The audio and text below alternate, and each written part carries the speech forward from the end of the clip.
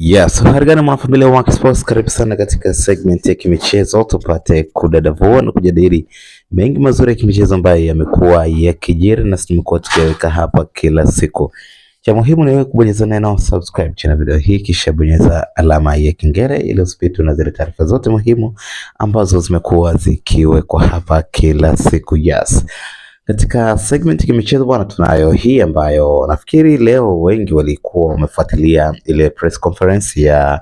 moja kati ya wachezaji nguli na mahili kulikweli ambaye kwa sasa amesajiliwa na klabu ya soka ya Yanga, na huyu si mwingine ni Peter Shalulile ambayo alikuwa akifanya katika ofisi za klabu ya soka ya Yanga. Na katika press conference hiyo aliongea kwa uchache, lakini baadaye kulikuwa na maswali mengi ambayo aliweza kuyajibu na kuweza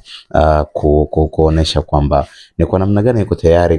kucheza na katika klabu hiyo, lakini pia ni kwa namna gani amepitia katika nyakati nzuri na bado ana sustain kuwa moja kati ya wachezaji bora. Sasa katika maswali ambayo ameulizwa, moja wapo ni pamoja na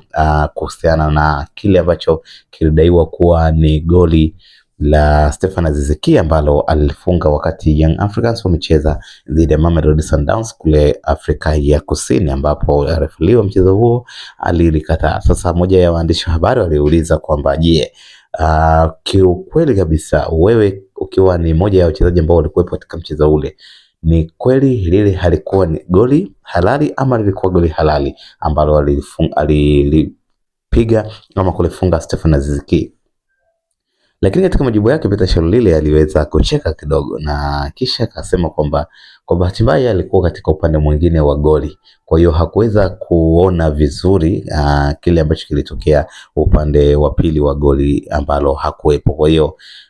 kuhusiana na uhalali ama si halali wa goli lile hawezi kusema lolote kwa sababu hakuwa eneo la karibu la goli lile. Kwa hiyo angekuwepo eneo la karibu, basi angeweza kujua kama lile ni goli ama si goli. So nafikiri hii ni moja kati ya tekniki ya kujibu kwa akili na kuweza kuonesha kwamba yeye japo kwa sasa yuko Young Africans, lakini hawezi kutoa siri ama ile imani ya Mamelodi, lakini pia na huko anakofika hawezi kwenda kutoa siri kule katika klabu yake ya zamani. So nafikiri ni moja kati ya wachezaji ambao wanatumia akili kubwa sana katika kujibu maswali, lakini pia ukiangalia ana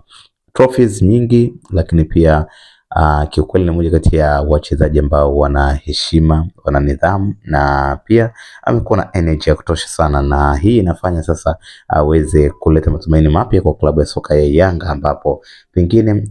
kwa msimu huu ambao Young Africans wanakwenda kucheza ligi ya mabingwa barani Afrika, inawezekana akawa ni moja ya sababu ya kuweza kuiongoza klabu hiyo kufika hatua kubwa ya michuano hiyo, ambapo kwa mara ya mwisho ama kwa hadi hivi sasa Young Africans katika hatua kubwa iliyofika ni robo finali tu. So inawezekana kufika nusu finali ama finali kabisa. Wewe una muonekano, tuandike kwenye comment section, subscribe.